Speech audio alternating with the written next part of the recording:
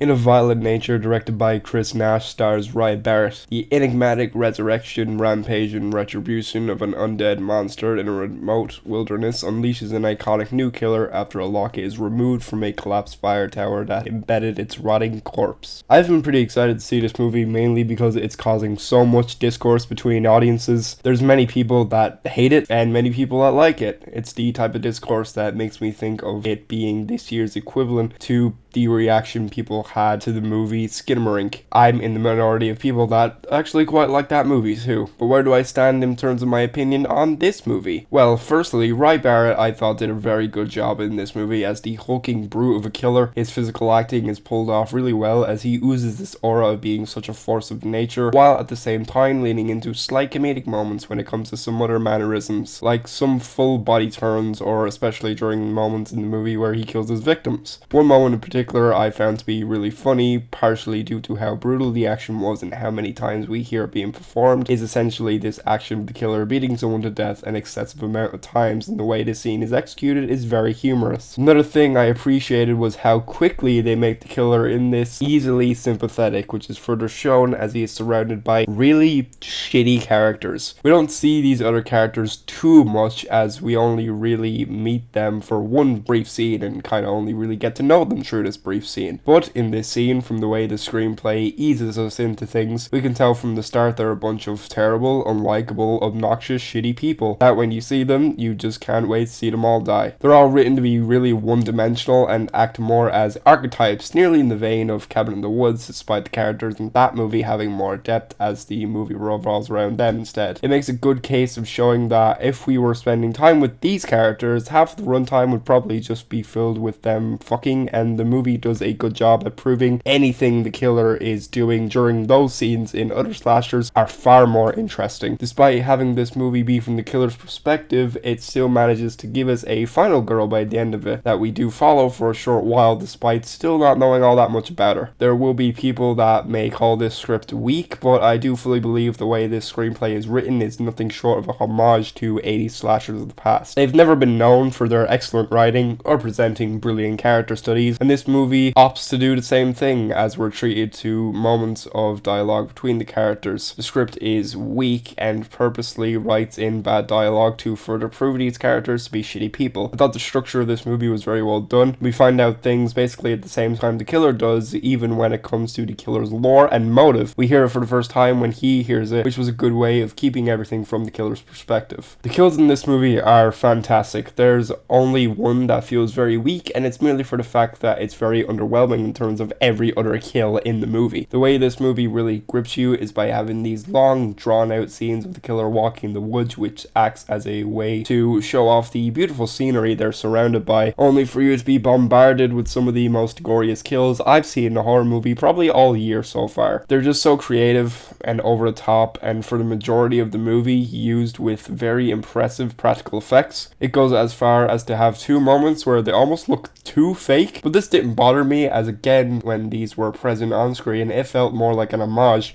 than a budget problem. There were so many standouts that it's hard to truly pick a favorite, as fucked up as that sounds, but they were just always so entertaining to watch. I thought this movie was very well lit. It's funny and ironic as there was trailers for this movie that all basically looked the same in terms of their lighting. They were all just really flat, which made me pleased when this movie was very well lit for the majority of the film. There was only one or two moments during the nighttime sequences it almost got too dark and it was really hard to see what was going on. A lot of things were really obscured, but thankfully the other night scenes were lit better. It's just these particular moments stood out as not being as good as the majority of their other scenes. The sound design was really well done here too. A good 80% of the sound, in fairness, is just the crunching of leaves, but they made the effort to make the sound of this film feel like a very surround sound. When there were moments where characters were talking, it would sound like it would be coming from the back or even at the side of the theater, which I thought was a really cool addition and made the film more immersive. Overall, I had a really great time watching this film. To a degree, I can see why this wouldn't be for everyone. more specifically the brain-rotten minds of the TikTok generation, but I was able to easily look past these long, droning scenes of the killer walking, as it made for some more immersion and maybe invested in whatever the killer was doing or where he was going to on his travels. It also added to the sense of dread if you were to put your mind into the head of the victims, knowing the inevitable was coming, and I always thought it was a really interesting contrast between the quiet moments and the more bombastic, violent, gory moments. I just thought it worked really well. I'm giving In a Violent Nature 4 stars. It's a completely unique and innovative horror which takes us into the mind of the killer, along with some really impressive cinematography. It evokes the feeling of an art house movie. It won't be everyone's cup of tea, yet at the same time, it absolutely should be, as it's a really impressive feat of filmmaking, especially within the horror genre. I was hooked from start to finish, and I think everyone should see it on the big screen to support it as much as they can.